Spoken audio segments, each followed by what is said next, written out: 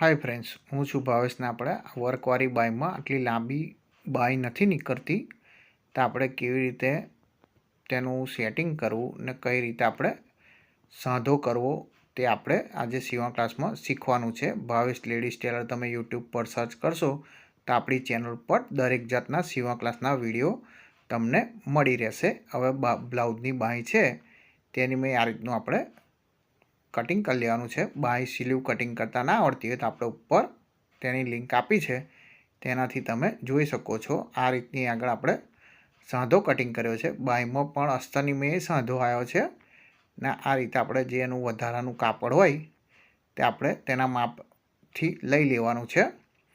ત્યાર પછી આપણે આ રીતે અહીં આગળ જુઓ, આ રીતે અહીં આગળ કમ્પ્લીટ સેટ કરી દેવાનું. ત્યાર પછી આપણે અહીં આગળ બાયનો સાંધો પહેલાં અસ્તરનિમય જોઈન્ટ મારી દેવાનો છે. અહીં આગળથી આપણે ડબલ રાખીએ એમાં પહેલેથી નીચેથી અહીં આગળ જોઈન્ટ કરવાની છે. ત્યાર પછી આ રીતે આપણે ફેરવી દેવાની, એટલે અહીં આગળ આપણે ઉપરથી જોઈન્ટ મારવાની છે. એટલે તમારે એક સાઈડની બાય થાય નહીં, એક સાઈડ સાંધો આવે નહીં, એના માટે ત્યાર પછી આપણે આ રીતે આંગળી મારી દેવાની છે, એટલે ફિનિશિંગ તમારે આવી જાય એટલા માટે. હવે આપણે કમ્પ્લીટ સેટ કરી દેવાનું, આ ગોઠવી દેવાનું ને આ રીતે વારી દેવાની. વધતું ખૂટતું હોય કાપડ તે આપણે અહીં આગળ જોઈ લેવાનું. સહેજ વધતું ખૂટતું હોય તો આપણે આ રીતે કટિંગ કરી દેવાનું, એટલે તમારે માપોમાપ બાય કટિંગ થઈ જાય આ રીતે. હવે આપણે અહીંથી મૂળો ઉતારી દેવાનો છે આ રીતે, એટલે આપણે આ પાછળનો ભાગ સાંધો પાછળ આવી જાય ને આપણે આગળનો ભાગ આ રીતે આપણે કમ્પ્લીટ કરી દેવાની. અને અહીં આગળ આપણે જે સાંધો માર્યો તો અહીં આગળ આપણે આંગળી મારીને આ રીતે સાંધો ચીરી નાખવાનો છે, એટલે જાડું થાય નહીં એટલા માટે. આ રીતે અહીં આગળ ખોલીને ઉપર આંગળી મારી દેવાની, એટલે આ રીતે તમારે કમ્પ્લીટ બેસી જાય. ઇસ્ત્રી મારી હોય તમારે ઇસ્ત્રી મારી દેવાની. ત્યાર પછી હવે આપણે અહીં આગળ જે વર્કવાળો નીકળ્યું છે, આપણે બાય લાંબી થતી નથી એના માટે આપણે અહીં આગળ બી સાંધો આવશે ને આપણે નીચે પણ સાંધો મારવાનો છે.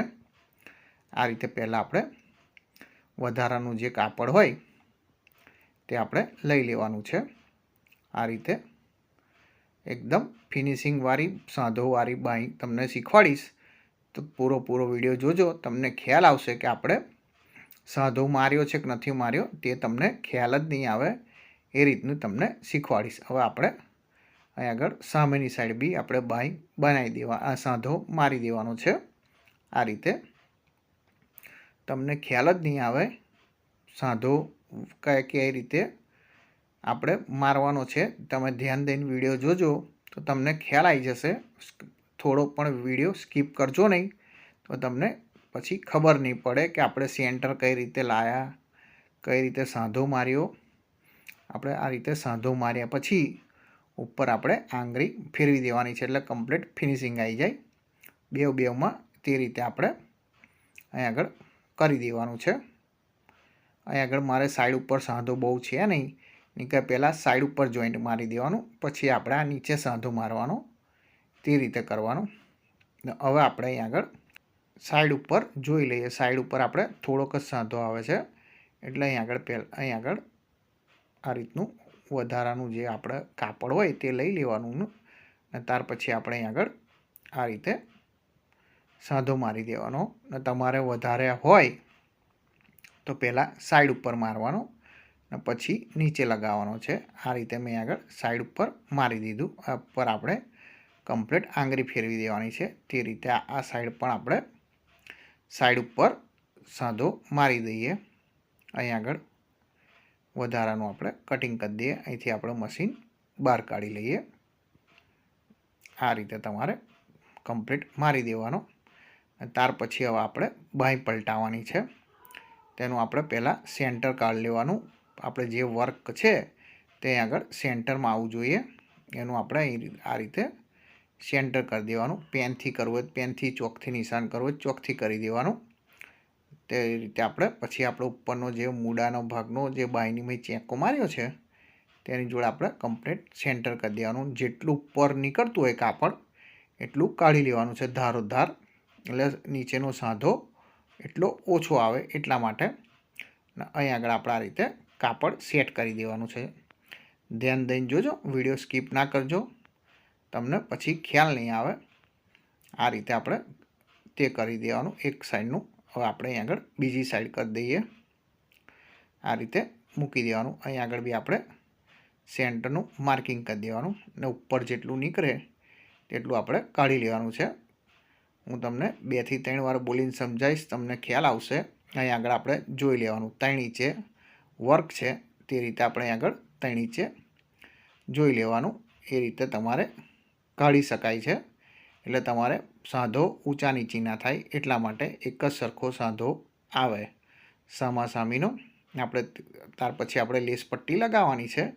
એટલે પછી તમે લેસ પટ્ટી લગાવો ને ઊંચા નીચી આવે તો તમારે પાછું ખોલવાનું થાય. એટલા માટે પહેલેથી માર્કિંગ જોઈ લેવાનું.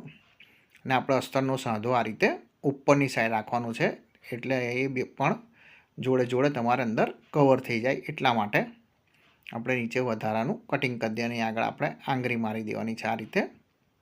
ને ત્યાર પછી આપણે અહીં આગળ પલટાઈ દેવાનું. ને ત્યાર પછી આપણે અહીં આગળ ધાર ઉપર કિનારી પર મશીન મારી દેવાનું છે. એકદમ કિનારી ઉપર મશીન મારી દેવાનું. ત્યાર પછી આપણે સામેની સાઈડ બી તે રીતે કરી દેવાનું છે. બે બાંય એટલા માટે સંગાતે કરું છું કે તમને ખ્યાલ આવે. આ રીતે તમારે બે બાંય જોડે જોડે કરતું જ રહેવાનું છે, એટલે તેમાં કોઈ જાતનો ડિફરન્સ ના આવે અને વ્યવસ્થિત રીતે કમ્પ્લીટ સાંધો વાગી જાય. એટલા માટે અહીં આગળ આપણે કિનારી પર મશીન મારી દેવાનું. ને ચેનલ ઉપર નવા આવ્યા હોય તો ચેનલ સબસ્ક્રાઈબ કરી દેજો. ગુજરાતીમાં આપણે સીવણ ક્લાસના વિડીયો લાવતા રહીએ છીએ અને આપણી ચેનલ ઉપર દરેક જાતના વિડીયો તમને મળી રહેશે. હવે આપણે અહીં આગળ અસ્તર થાપી દેવાનું છે. આ રીતે જ્યાં પણ સાંધો ના હોય ત્યાં પણ આપણે પૂરેપૂરું અસ્તર લઈ લેવાનું. અને આપણે પાછલી સાઈડ સાંધો છે એટલે આપણે પાછળ ઓછો આવે તેનું ધ્યાન રાખવાનું. અહીં આગળ આપણે આ રીતે જોઈન્ટ મારી દેવાનું. આ રીતે તમારે કમ્પ્લીટ અસ્તર થાપી દેવાનું છે. ત્યાર પછી આપણે અહીં આગળ વધારાનું કટિંગ કરી દઈએ. આ રીતે વધારાનું તમારે જેટલું બી કાપડ વધારે હોય સાડીનું તે કટિંગ કરી દેવાનું છે. અહીં આગળ આપણે સેન્ટરનો શોલ્ડરનો ચેકો મારી દેવાનો એટલે આપણા બાય કમ્પ્લીટ તૈયાર થઈ ગઈ. તે રીતે આપણે સામેની સાઈડ બી અસ્તર આપણે થાપી દેવાનું. આપણે આગળની સાઈડ સાંધો નથી એટલે આપણે આગળનું ભાગ કમ્પ્લીટ સેટ કરવાનો અને પાછળ જે સાંધો છે જે બહાર નીકળતો એટલો કાઢી નાખવાનો. અહીં આગળ આ રીતે આપણે અસ્તર માપ ટુ માપ ઉપર રાખ્યું છે એટલે આપણે ઉપર કાપડ વધતું નથી તેનું ધ્યાન રાખવાનું. નીચે જેટલું વધતું હોય સાંધાના ભાગનું એટલું કાઢી નાખવાનું. હવે આપણે વધારાનું કટિંગ કરી દઈએ. આ રીતે